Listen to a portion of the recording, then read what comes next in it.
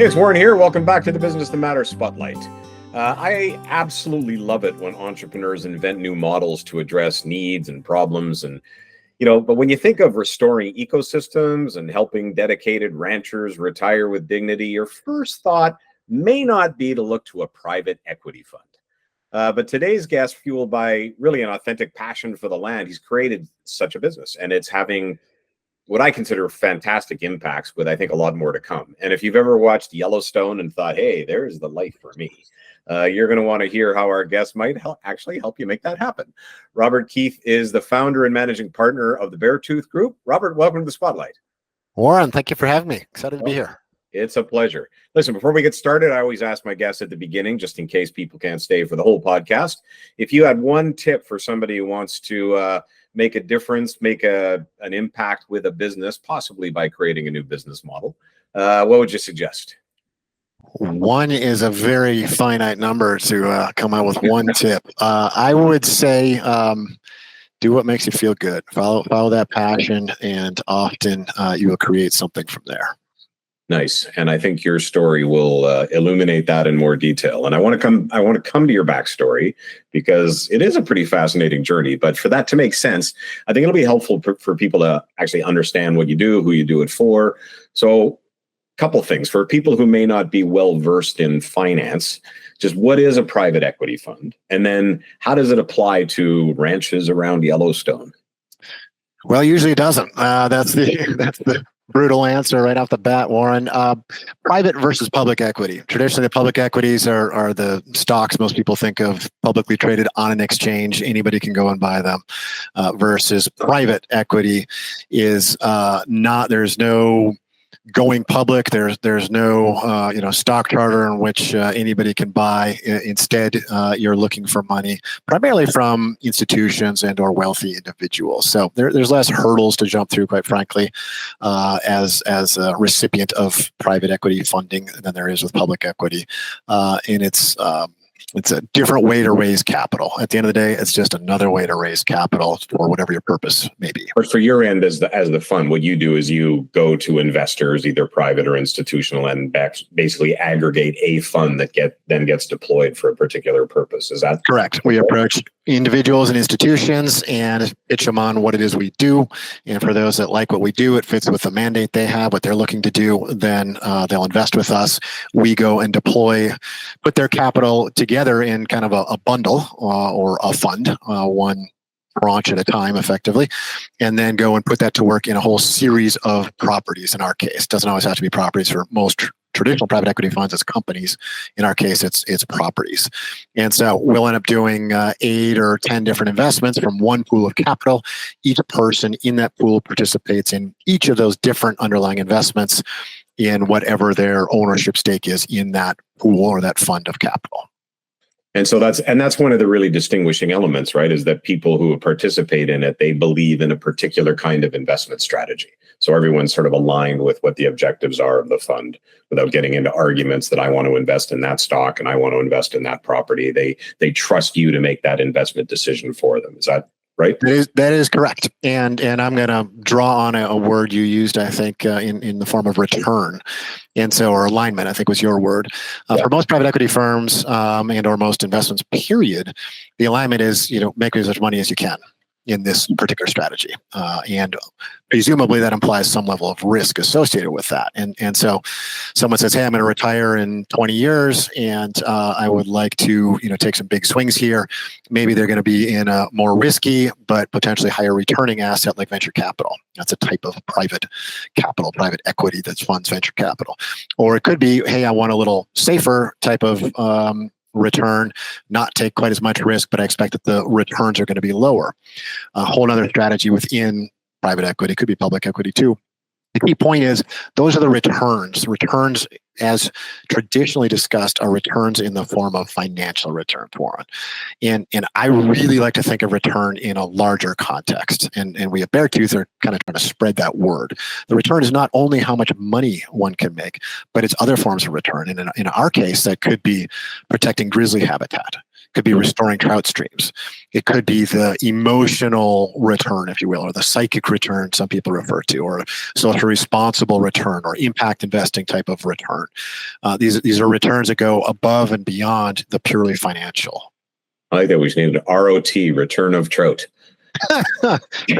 Return of trout. There was some talk, maybe 10 years ago, of the trout dividend, I think. So, same idea.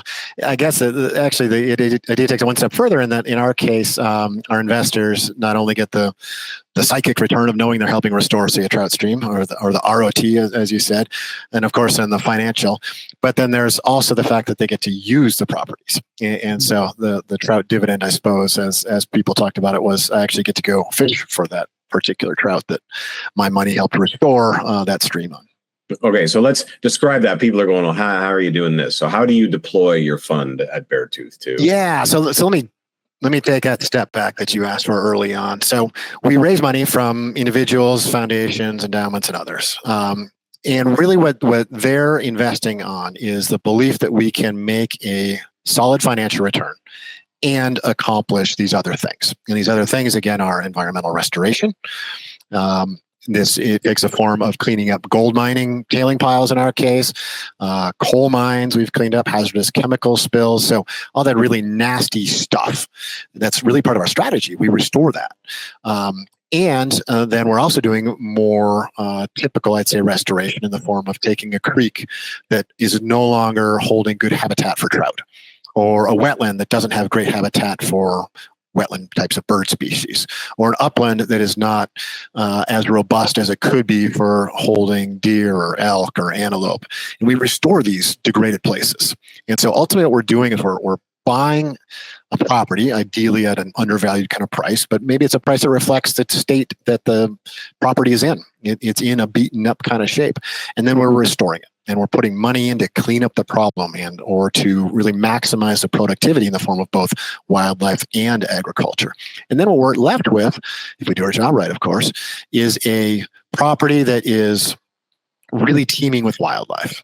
It still hosts a great agricultural operation. It is away from crowds. It is a place where you go with your kids or your kids and your grandkids and your business acquaintances that you're trying to get to be even closer. And it's a place where you spend really quality time. I think that's what it comes down to for buyers of these places.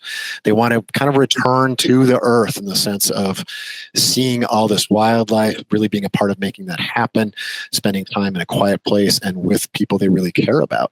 And it's in those places where you have these deeper conversations that you don't have sitting in a boardroom, or you don't have sitting in a seat on an airplane with a person next to you.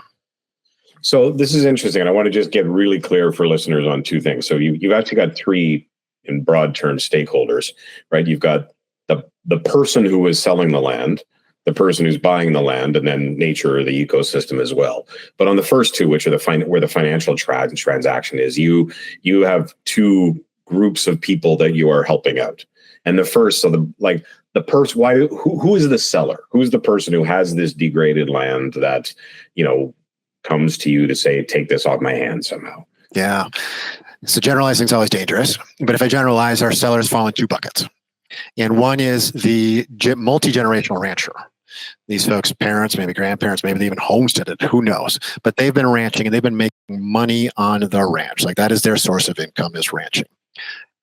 There is really a generational change going on right now in that the economics of ranching are tough. A lot of these folks' kids have gone to college elsewhere, or they have gone to New York, San Francisco for a job, and they're just not coming back. They don't want to be pulling calves at 20 below in February. Ranching is a tough job, and it doesn't pay particularly well. You really got to love the land. And so that type of owner is becoming a seller as the typical age of a rancher, of that type of rancher, is, I think it's mid-60s at this point in life, at this point in time, I should say. And so you've got that rancher who's making a living on the land, getting older without an obvious kid usually to take over for them. So they're frequently sellers.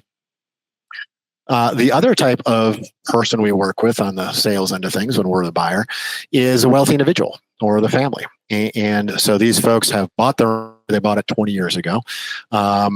And either something's changed in their life, or they're simply figuring out that they're not using it as much as they used to. They've moved on to the next thing. Or sometimes in their cases, their family's just not using it. We're seeing a little bit of this during COVID. The early onset of COVID, we had, I guess I'd call them panicked ranch buyers. We had some folks who in, say, July and August of 2020 said, just get me the heck out of New York City. I want wide open space. And they bought a ranch. And, some of them are saying, why am I spending $150,000 a year on upkeep for this place?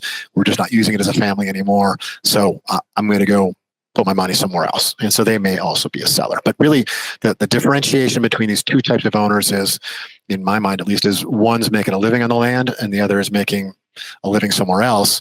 The land is a place to recreate. Right. And so then the other side, who's the buyer who wants this land now, particularly when it's remediated, because the traditional model of buying ranch land is load the land with lots of cattle, then sell how many cattle we can on the land. But as I understand it, that's not the buyer now, particularly a buyer who wants to have a land that's been remediated where there's thriving ecosystems with other wildlife. Who's the buyer of that? Yeah, the buyer pool has nearly doubled since pre-COVID levels. I'll just start with that. So it used to be a pretty unique subset of people. And that subset of people liked wide open spaces and a feeling of kind of controlling their own destiny, maybe somewhat of the cowboy thing. And they love wildlife. And, some element of all that kind of stacks up and you think, well, where am I going to have all these things? It's a ranch in Montana or Wyoming or Colorado, these types of components. But that buyer pool's really expanded over the last few years, and it does not look like it's going back. So what happened during COVID for us was kind of this wild swing from a pandemic perspective, purely from a biological, I want to feel like I am safe. I want to be somewhere where I am not going to get infected. That's like the first order issue. The second order issue is a little deeper, and I don't even know how many people, including myself, felt this, but do I want to be able to produce my own food? If this pandemic thing's for real, it's kind of nice to know I got a cow out back and I've got, a field of alfalfa that I can feed it and, I can grow my own vegetable garden. So there's almost a second order, in Maslow's hierarchy type of feeling here that was I want to know I can survive if this stuff really hits the fan. We've moved away from that now. That was kind of this panicked early COVID type of buyer. And really, I think the reason we moved away is technological adoption. You and I are talking via Google Meet in this case, but the adoption of Zoom, the adoption of video conferencing more broadly, the ability to work remotely just took off during the pandemic. Mm-hmm. And that fundamentally changed our market. It really created a much larger buyer pool. So all of those folks who said, I would really love to have a place like that in rural Montana, now says, I actually can, because I don't have to be in the office 24/7. I can now take 7 days there, or I can do, first couple of days there and the rest on the phone or on the Zoom or whatever it may be. And so that really opened up this pool of buyers. Now, so if I go even one step further to your question, who are these buyers? They tend to be people that have had, again, kind of a love of nature or of the West, and literally this comes down to summer camp. Did a summer camp experience. And the number of times I hear that from ranch buyers is actually amazing. I went to summer camp out in Wyoming. It happens all the time. So family trip, went to Yellowstone. And this is literally how my family got here, Warren, is we took a family trip to the Jackson Hole, Wyoming area, right south of Yellowstone there, and fell in love. And after a couple of years of continuing to build that love, my folks said, we would like to buy a place out here. And this is 40 years ago now. So this is, this is ancient history, pre-COVID. But point is exposure. People have that exposure to that slowing down. I talked about a little bit earlier, slowing down, being with people you really love, want to be with, engaging those deeper conversations, largely away from distraction. The more typical answer you're going to get on this, of course, I just gave you the deeper psychological one. More typical is they love to fish, they love to hunt, they love to hike, they love to horseback ride, they love to bird. The number of places one can do those things in really untrammeled, wild places is diminishing. Mm. And so that unfortunately really acts as a tailwind for our work. Nice. And so The next point, that's sort of what the business does. I'm always curious about people's histories. You just alluded to part of it, but I think if I remember right, it goes a little bit younger than that. And it's I've interviewed people. The paths people take to their entrepreneurial ventures is always so cool because it rarely has anything to do with career or business. I've interviewed people that took a path because they met a classmate with a weird background, or because they married someone, or because of a trip, or out of frustration with their experience as a customer. Now, in your case, it basically started with a family vacation, right? Like when you were just a kid. That's correct. I think a friend of my dad said, you got to take the ultimate family vacation. And I was probably like 6 at the time or something, Warren. And for that, for us, that meant to this dude ranch, the Triangle X Dude Ranch in Jackson, Wyoming. And I mean, literally, I think my dad wore a blue blazer and like corduroy pants, and this was going to be our Western experience, right? The part I remember being told about now, of course, is him waiting in line. He planned to, he could work while he's on this trip. So there's no phone in your little cabin. There's a phone behind the Wrangler cabin. And so you wait in line behind all these different Wranglers who are calling their, girlfriends back home or whatever it may be. And there's my dad in his blue blazer and corduroy pants. So fish out of water would be an apt description for us, Warren. But I'll tell you, if you wake up every morning and, staring out at the Snake River and the Teton Mountains, I think it'll change you. And it changed us. And that was certainly my kind of beginning of the indoctrination into the West, and really a love and a passion for these wide open spaces and wildlife, and frankly, the lifestyle. And so if you kind of play that forward, I think it's almost impossible to disentangle all the different influences on us as we go. But that is probably where it started. And from there, I'd say I kind of tried to shelve that for as long as I possibly could, despite the fact my family did, as I said, buy the place just outside Cody, Wyoming, a bit later. But I went to college. You convert right away, right? Like you went ahead and became one of those East Coast and West Coast elites. I'm afraid you're right, Warren. I think I probably could have been accused of that. And I did my time in Wall. How did you wind up? Like you were on Wall Street, or was it? Yep. I worked for Morgan Stanley in New York. Right there in Times Square.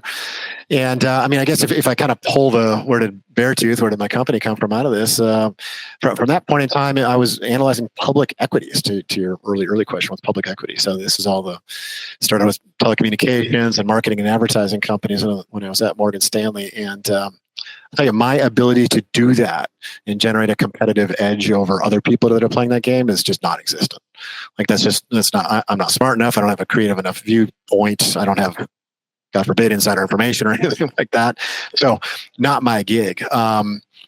Enjoyed it at the time, had wonderful people I worked with, extremely grateful for my boss, and, learned so much, and yet just not a long-term career for me. So I then deviated and went to business school, which I guess is where you would say I became the West Coast elite as well, a member of the West Coast elite. And I really thought I did want to get into that West Coast elite, which was venture capital. And yet at that point in time, I think, pulling in a couple threads from earlier in our conversation, I think I had 2 experiences that really kind of drove me towards doing something more than just how can I make as much money as quickly as possible. And one is my wife. And she is this wonderful woman, and she has never cared a penny about how much money she makes. She just doesn't care. She cares about people and making a difference in their lives. And so for me, coming from where I came from and with the thoughts about making money I had, that was like an anomaly. Like I kind of poke at her and say, what is this? This is an alien species to me. What planet did you come from? Yeah, exactly. But we obviously were still married, and happily so. And I really admired that. I admired that someone could do that with her life. I just thought that wasn't me. And so kind of roll to the next potential thing that kind of pushed me towards co-founding Beartooth. And that was taking a couple of classes at business school. And this is approaching 25 years ago, but we had, enlightened business school that had a couple classes on environmental management. One was corporate environmental management, and one was environmental entrepreneurship. And, the typical business school case study method, in this case, was applied to businesses that were using the environment as a competitive advantage. And I mean, using not in a negative sense, but as in a positive sense. Like they were doing something good for the world from an environmental standpoint, and that both made the world a better place, and they generated better financial returns as a result. And for me, that was like, aha, that did not seem feasible. So first, had to break down all those walls of saying this can't be true, and then thought, if one could do that, and this is correct, why would one do anything else? Right. And for me, that was the end of the line. I love that question. Why would you do it any other way? If you have the ability to do good while making money, why would you choose not to? I don't know that I personally had the ability to warn, because we had some bumpy years. However, the concept of I think that I can do really well here for the world and financially, put those two together and you've got that perfect Venn diagram. Nice. And so that's, yeah. So one of the things I find really interesting, and I think what I like to do with a podcast sometimes is get people to just try to think differently. And I love the way that you came to, in one of our earlier conversations, so I'm going to just unpack this a little bit. How you came to this is you actually viewed this opportunity through the lens of a finance person, right? And can you describe the difference between an informationally efficient market and an inefficient one, and why an inefficient one makes for a better business opportunity? Because for most people who've cursory, education in economics and business, efficiency always sounds like the good thing. Right. But you've actually said, no, I got to be in an inefficient market because that's where the opportunity exists. And can you just unpack that a little bit? Because I think that might spur some creative thinking among people. Yeah, great question. And I think the key phrase here, informationally inefficient. So as we talked about and as we started this, the public equity markets, the idea is everyone has the same amount of information. Information flows fairly uniformly to anybody who's interested in it at exactly the same rate, exactly the same time. If it doesn't, that's when you literally have insider trading, because someone gets a leg up and hears about something early. That's a problem. So literally the public equity markets are effectively designed to be efficient, not inefficient. Whereas private equity can get more inefficient. The information is not widely shared by everybody. A company's management can speak to their investors and tell them something they don't have to tell the rest of the world. And so in my little trajectory here, I started from this extremely efficient public equity markets. I then worked in again, you refer to the coastal elites. I worked in Silicon Valley for a private equity firm there, in which the information should have been less efficiently flowing. It should have been more inefficient, meaning information spreads at a varied rate, or for those people who are digging harder, they can get more information and figure something out. And yet it was far more efficient than I expected. It was still really hard to have an edge, if you will, to have a different enough strategy or to get different information than somebody else had that would allow you to invest and sustainably, continuously make a good financial return. So the ultimate inefficiency is where you are able to learn more about opportunities and thus put together better investments than somebody else, because you get access to information they just don't have.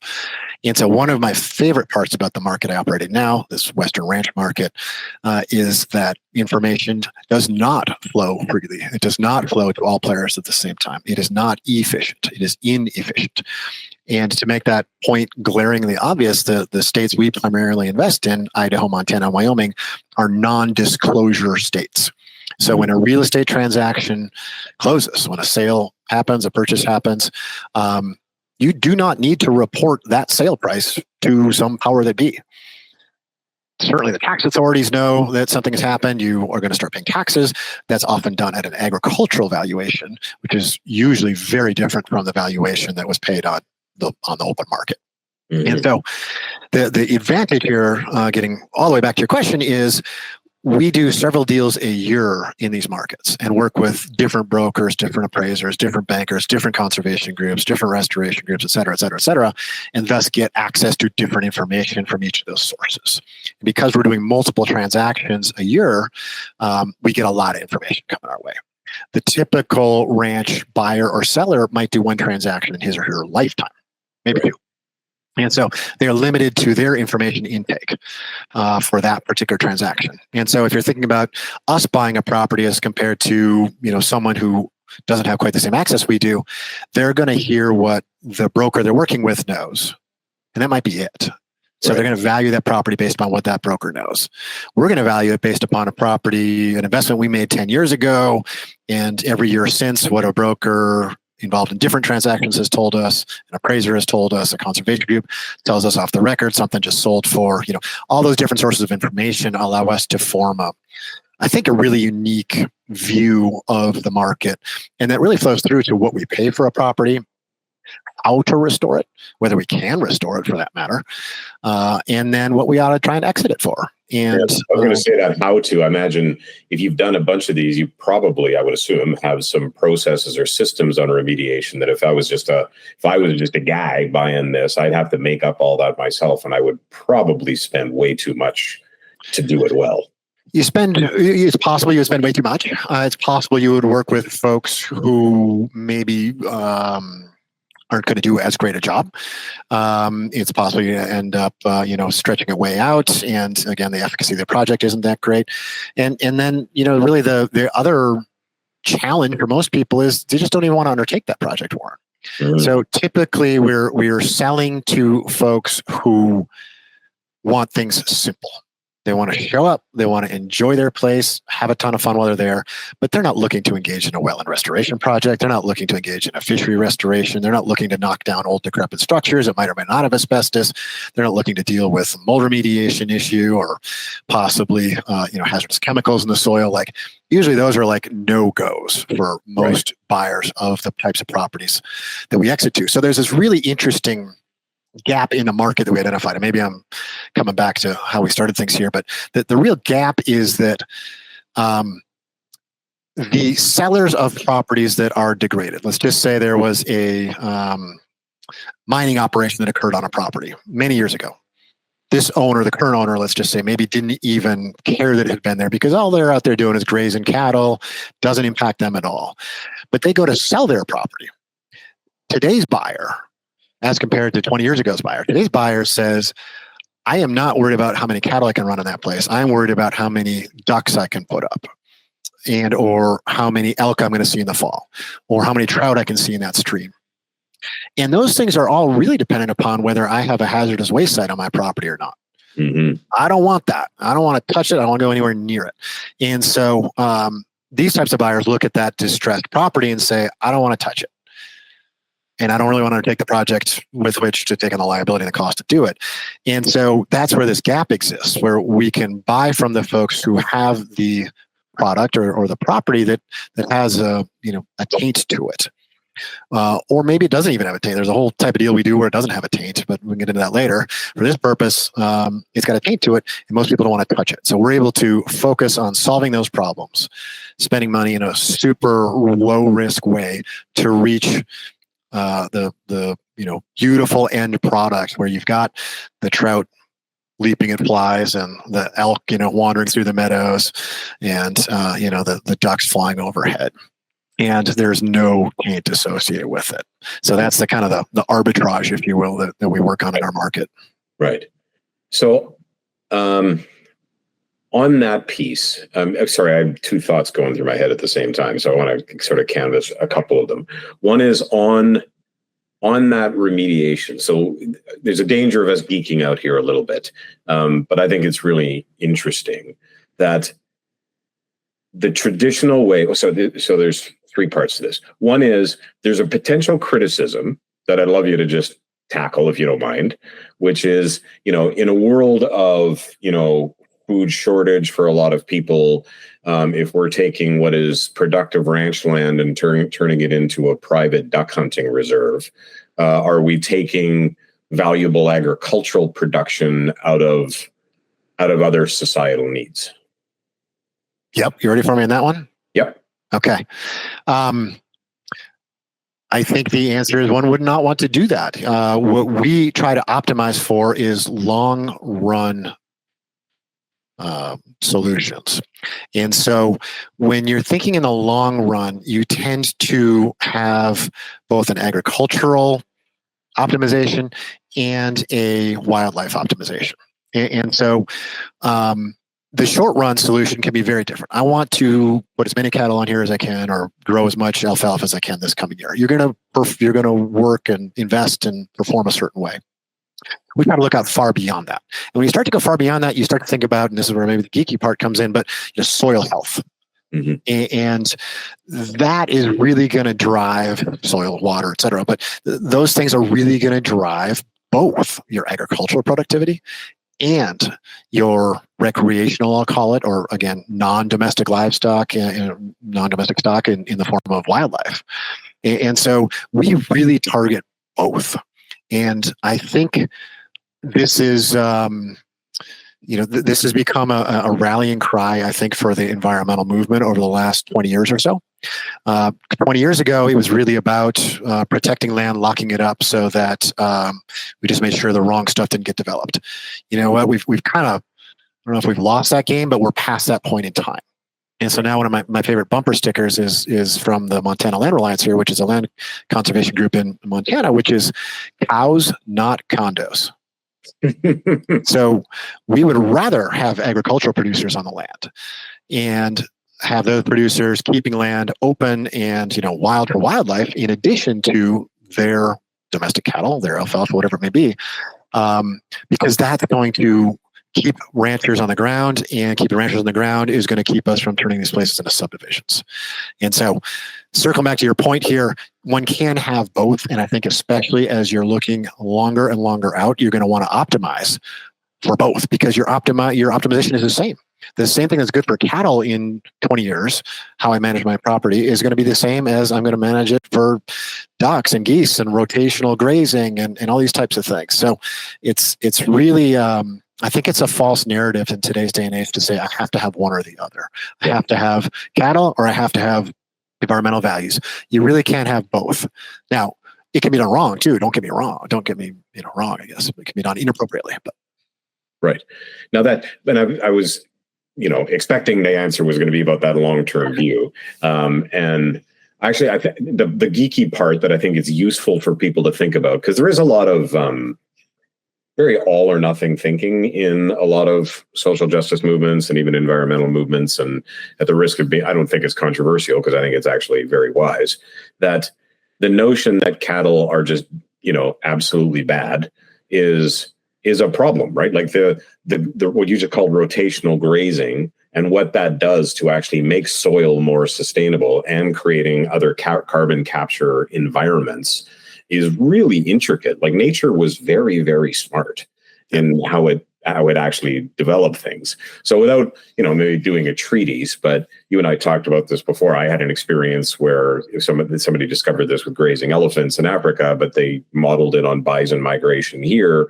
And you've sort of modeled that. Just, you shared with me a little bit about what happens just to a riverbank when you don't have cattle grazing and rotational grazing, and what that does just to large ecosystems. Whereas having cattle do this just fosters an entire carbon capturing and thriving ecosystem.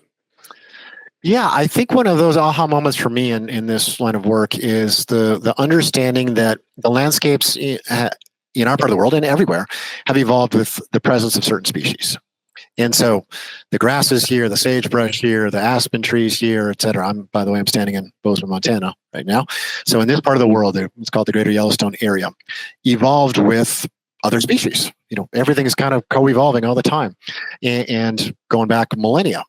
And so in our part of the world, really the key driver of that is bison. And so bison really shaped the landscape. And again, all sorts of other animals, but then lots of plant life evolved, at the same time as bison, and is really optimized for that. And so one school of thought that I certainly subscribe to is, if you're going to graze cattle, you're going to mimic the behavior of bison, because the grasses on your property evolved with bison, and now there just aren't bison anymore, except in Yellowstone National Park and a handful of other places. And so it can actually be a problem if you're not grazing at all, and instead just letting everything go fallow, because bison performed a really important task, and cattle can too when managed appropriately. And so just from a really high level perspective, Warren, the cloven hoof shape of a bison, and what bison are eating and then pooping out and then stomping into the ground, that's really important. You're spreading seeds, you're breaking up the topsoil, and it's having a really important impact actually for the health of that rangeland. Now, as you said, too much in one particular area can be a problem.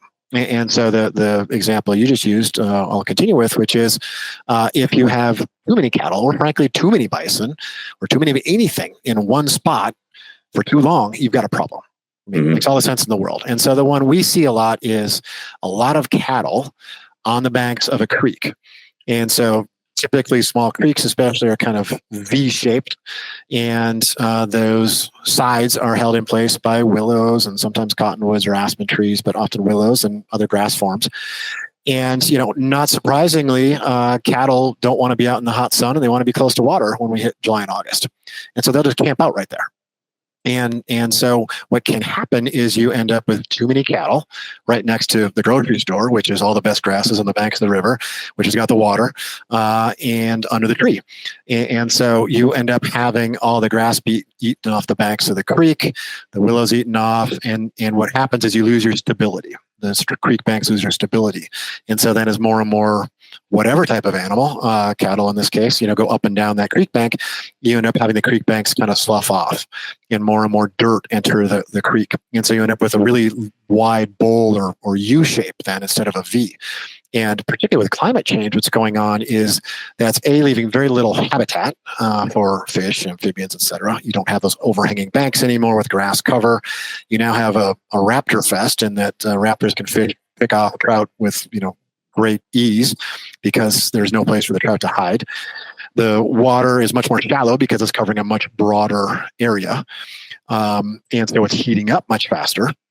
Doesn't have the deep holes, doesn't have the shade, et cetera. And so it's kind of like a double whammy paired right on top of climate change when you've got this type of creek degradation. Right. That's one of the core things we try to focus on solving when we buy properties. Yeah. And then with that shallow, then the water's warm and there's certain amphibians and things like that can't thrive in that kind of environment, which then affects the food supply for everything else, right? You got it. It's a system. Yeah. That's why I say nature is so smart. If we didn't muck around with it, it kind of knew what to do. So the fact that you're doing sort of biomimicry is really important. Yeah, my favorite biomimicry story, Warren, is we worked on a place in Wyoming on a tributary to the Green River, which of course becomes the Colorado. Water makes it all the way down to Phoenix, Los Angeles, et cetera. And we try not to go in with a preconception of what the restoration should look like, but instead rely on partners. In this case, it was Trout Unlimited, it was Wyoming Game and Fish, it was a local conservation district, and then some consultants we hired.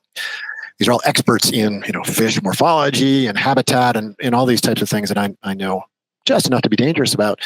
And we said, what's the prescription? How does one fix? Is there a problem? I could look at it and say there's probably a problem, but what's the problem and how does one fix it? And in this case, the fix was to, as you said, mimic nature. And in this case, it was beaver mimicry. It was acting like beavers. So we installed, I think it was over 100, this is over a 10-mile stretch, over 100 different structures that mimic the behavior of beaver dams, mimic the outcome of beaver dams. Not from a beaver standpoint. Beavers aren't going to benefit. Beavers have been trapped out of this area for eons, unfortunately. But really from a fish and all sorts of other types of species benefit. Because what we did is we effectively checked the water. We backed it up by creating these different beaver dams. And so as we did that going down the entire valley for about 10 miles, the thinking is that raised the water table 2 to 4 feet and spread it out further from the creek banks. And so the really cool thing is to start to see plants that had not gotten their feet wet. They're designed to be wetland plants, but through, degradation of this landscape for probably a century, they just barely clinging on. But to actually see them now with that water table coming up 2 to 4 feet, now their roots are actually getting that. And so now you're watching the riparian zone shift back from the creek banks a significant distance. And you're really, this is all happening under the ground just because that water table is coming up thanks to acting like a beaver. That's amazing. That's so cool. And now you're doing that across all kinds of different properties and allowing people to live there. So I'm interested in your investors. You said a little bit earlier that they, have dual interest. They also like the ROT, but this requires some patient capital as well as a certain worldview or value set. So like, how many of those people can you attract, and how do you make sure that their values aligned? Like, just anyone who's played in the world of values knows a lot of people go, oh yeah, until it runs up against money. So how do you make sure that their values aligned? Our best investors come from referrals from others. So having one person vouch for another, of course, is extremely helpful. I think largely we end up screening people out, though, Warren. Meaning this is a unique enough, a niche enough product that if you're not values aligned, there's other places where you can make money. Right. And so I don't want that to be like a cop out of an answer. And I think probably early on we did have some investors who weren't perfectly aligned, I guess I'd say, but we've been doing this 20 years now, and folks keep coming back. And I think they're coming back because they initially, I think it would be fascinating to interview some of them in more depth than I have, but to ask why. And I think early on, the answer would have been, well, it's a unique way to make some money and do a good thing for the world at the same time. And, it kind of makes me feel good, but really it's about the financial return. I'm making good financial return. And it's an uncorrelated or minimally correlated asset class. I can understand kind of the blocking and tackling of how you're going to clean up a hazardous waste site or restore a wetland, and how that's going to make the property more valuable, both financially and ecologically. So I think that's like the easy pat answer.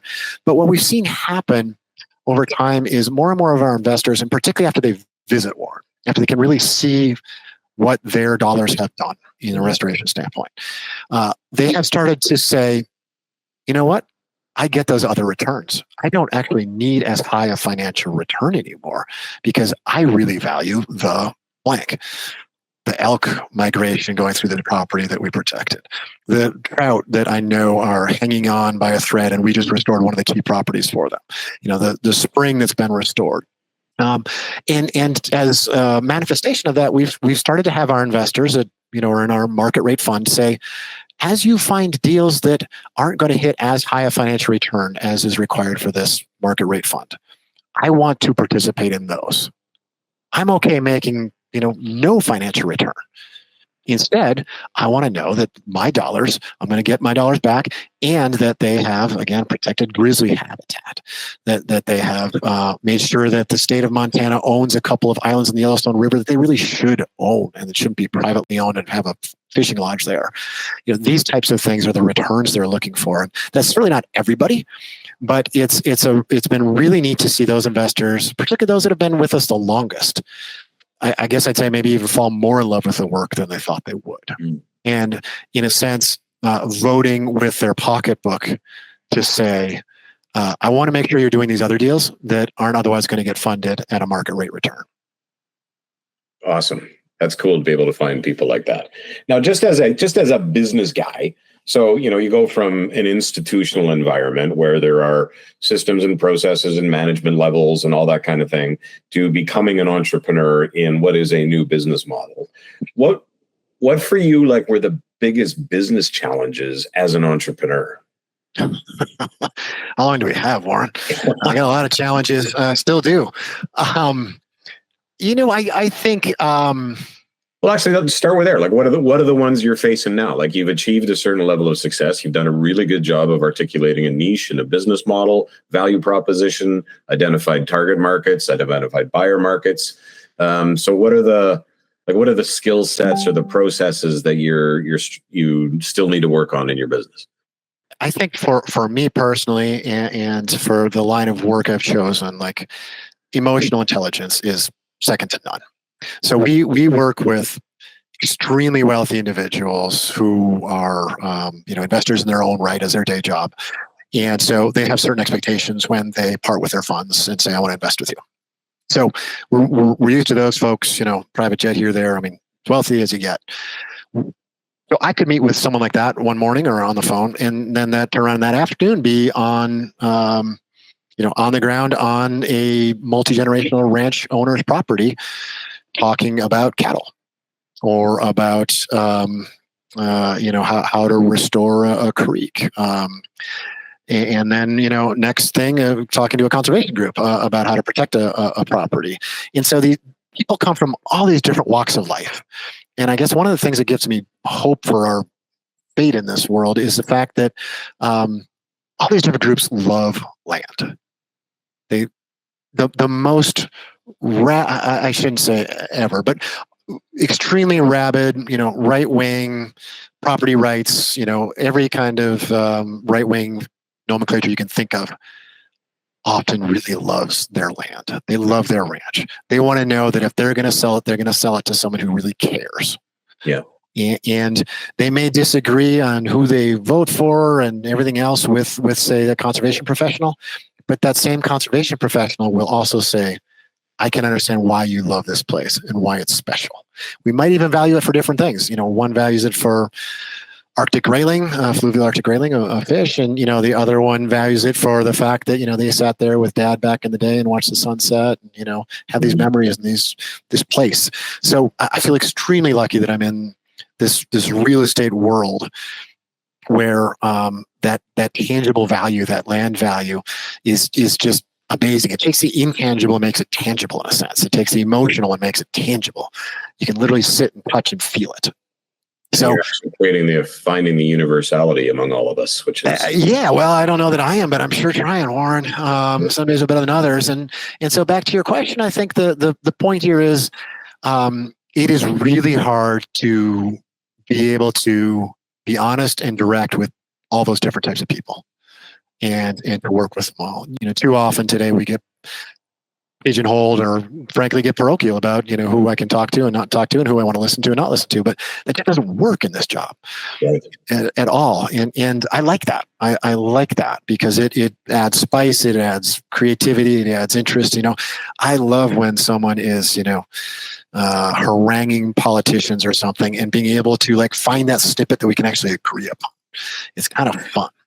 So I won't belabor it, but I've got a program that I provide to organizations that's all around building the culture by building the individuals. So sort of like it's a personal growth model within an organizational structure, so that you wind up creating an organization where everyone is the answer to each other's quest in their search for people that they can trust and who will have their back and who will be kind, accepting, and forgiving. And it cuts through those kind of divisions to find what's the core truth among everybody and within an organization. And if we can create a whole, my vision is if I can create a whole bunch of organizations that embrace those values, then that spills over into personal lives, and we wind up creating communities where there's more of that. Where are we more alike than where we are different? We can see people as individuals rather than the other, or that type of person. It's there's hope. Yeah. That's great. Sure. So any other business, like at a hardcore business challenge, things like systems or finance or marketing or sales or managing people, are you is that dialed in, or are those things you're still playing with? Warren, I'm working on everything every day. There's no doubt about it. I think maybe that is the answer to your question, in fact, which is constant improvement. Yeah. I love learning. I love, my wife laughs because I read so many darn books, and some of them end up being the same, some of them don't. But whether it be Stoic philosophy one day, or Buddhism, or the latest on how to maximize your time, your productivity.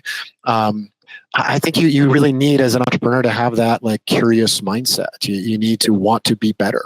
And I'm not going to remember who to quote it to or how many different people probably to quote it to, but the concept of waking up every morning to be a little bit better. Mm-hmm. I am, you talk about geeking out, but I try to load the dishwasher better every night. You're probably going to end the podcast now, but I'm serious. I really enjoy trying to do things better, and better doesn't necessarily mean faster. It might be, a more logical way to take it out, or it might be to think about the system that if someone else is unloading it, it should be done a different way. I don't know. I kind of geek out on that kind of stuff. What can I do better today? How can I be a better dad to my two girls? How can I, be a better son for my parents, a better brother for my sister? I don't do these things as well as I should. And so it's worth constantly asking yourself, how can I improve here? How can I learn more? Nice. Now, you alluded, last thing I want to finish off with, you alluded to something really interesting. You said some of the investors were saying, I don't even need a return. So I understand you've got some initiatives going on to actually do that, to just get land back under proper I'm not sure if I'm using the term right, but blend or proper land management or resource management in a way that isn't requiring the same kind of returns for your investors. But it sounded like it was a real passion project for you. Yeah, and I'm going to add one little thing. You said returns, and again, I'm on this being the bandwagon of financial returns and all those other basket of emotional, psychic, wildlife types of returns. So, because I think that's really important, and maybe an example here will help. We had a call from the Nature Conservancy of Montana. And they said, there's a property here. It's actually 3 different properties that are in holdings in the national forest, meaning that before the national forest existed, someone homesteaded these places and kept them in private ownership, even after Gifford Pinchot, Teddy Roosevelt, et cetera, created the national forest system. And so they've stayed in private ownership. And the Nature Conservancy said, these really need to revert to the Forest Service. We need to make sure that they can be managed for fire in the same way as the rest of the surrounding forest, for wildlife going through there, as opposed to having a lot of conflict, particularly in this case with grizzly bears, because we're just off the northwest corner of Yellowstone National Park. And there's a ton of humans, people who recreate, pass through these properties, would hunt on them if they could, that use them, that are, again, in my little nomenclature earlier, they're out there forming memories with each other. So there is almost nobody out there who says these should be private. But this is the COVID era, and someone's going to build a McMansion or 3 out there. And unless we get them taken off of the market and get them in the right hands, again, in this case being the Forest Service. And Nature Conservancy has certain constraints and times when they can act incredibly well and do incredible deals. And this just was not one of them. It was kind of a lull in their funding cycle and things just weren't matching up for them. So they reached out to us and said, someone's got to move fast here. They got to have the money ready and get this thing done because, it's going to be bad if someone develops this place. And so we it was our first one of these, as you described, but we approached one investor, a husband-wife team, and said, hey, we've been earning these market rate returns for you in our traditional funds that we operate. You've in the past alluded to the fact you might be interested in not as high a financial return, but in enjoying the returns that come with, in this case, elk habitat, grizzly bear conflict reduction, i.e. grizzly bear habitat, clean water, wetland restoration, and then, of course, recreational use, whether it be for hunting or camping or whatever, by members of the public. So I would say if you stack up all of those different returns, they probably, and then if you in fact layer onto that, thinking about generations forward, the returns from all those emotional, psychic, environmental, species returns are so much greater than the dollar amount that it would cost to buy these things, that these people said, no brainer. Here's the money. You take care of, the negotiations on the front end and then on the negotiations on the back end to get it in the hands of the Forest Service and, take care of it for us effectively. And I don't mean to imply they weren't involved. Like they loved it. They loved going out there and walking around and really knowing that they had played a role in protecting a one-of-a-kind property and making sure that it would forever stay that way. And so for them, that was the return, not the financial.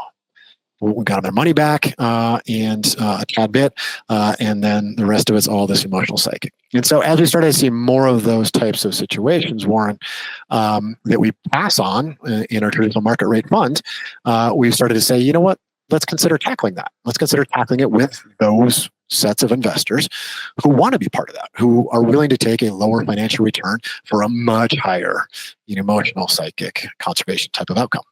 And so we started to do more of those types of deals.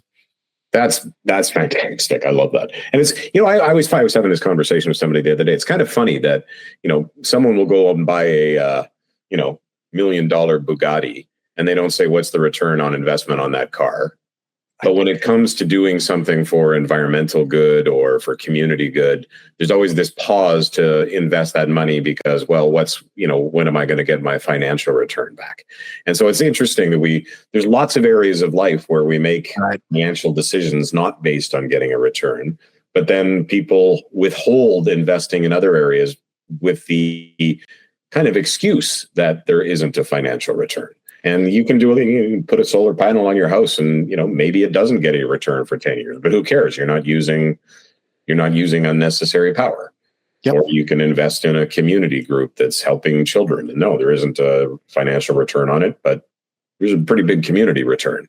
Yeah. And so I love the fact that you're actually tackling those conversations, and the fact, but even more so, that you're finding people who are receptive to the conversations. Well, it's taken a while. Like I said, I mean, we're 20 years into this thing, and I think that's a hard conversation to have right off the bat. It's a lot easier after 15 years when you've performed well and you have a trusting relationship. So it just more naturally comes about at that point in time, and I think it's more easily done. I think the other component there, Warren, is we tend to think we tend to want to have low taxes, and yet then we tend to think that the government or somebody else is going to take care of everything for us. And certainly in the land conservation movement, and frankly, part of why I started Beartooth, 20 some years ago, is that if you think about all the conservation that should be getting done, and if you actually even thought about factoring in the externalities of clean water, clean air, climate change, being able to drive through Yellowstone and see a bison or see an elk, like that doesn't just happen. Like, yes, the federal government's involved in some of that, but there are so many private ranchers around, particularly in this example, Yellowstone National Park, and that's where those elk go in the winter. So who's compensating them? Well, some really creative conservation groups have started to nibble at that, no doubt about it. But if we care about, if we have the values where we care about open space and we care about species not winking out, and again, Yellowstone being the perfect example, you want to know, even if you live in New York City, and simply want to know that grizzly bears are out there, they're out in Yellowstone. Like, you need to kind of do something about that, because it's not just going to happen. And so I think, particularly as federal and state and budgets and low taxes and everything else going on, there's just not as much money for these types of things as maybe there once was, and there certainly isn't as much as there should be if you value these things. And so it's really putting a value on a lot of these externalities. And then it's like you said, it's thinking about the return just so differently, and thinking about the fact that the financial is one component of it. And frankly, for your own health, probably the financial is not the most important. It's how it makes you feel. And if I have 95% of my portfolio in, great financial investments, holy smokes, there's probably at least 5% that I ought to think about putting to work for good in the world that is making me a financial return, and, it's creating good in the world, or that I can tolerate a lower financial return on because I'm getting some really good emotional return from it. Right. Yeah, I bought a recreational property, 17 years ago. And I remember saying at the time, I said, even if this doesn't go up a red cent in value, it is worth the investment, because this is like, I'm on a lake, I'm near a forest, I go snowshoeing, I go hiking, I go mountain biking. Like, it's the best money I've ever spent. There we go. Love it. Yeah.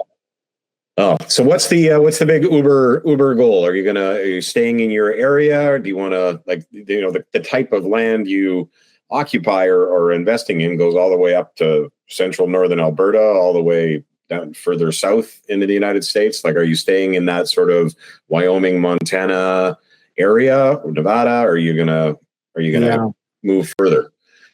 So the big picture, and then I will directly answer your question, but the big picture answer is we're trying to bring the tools of finance to conservation.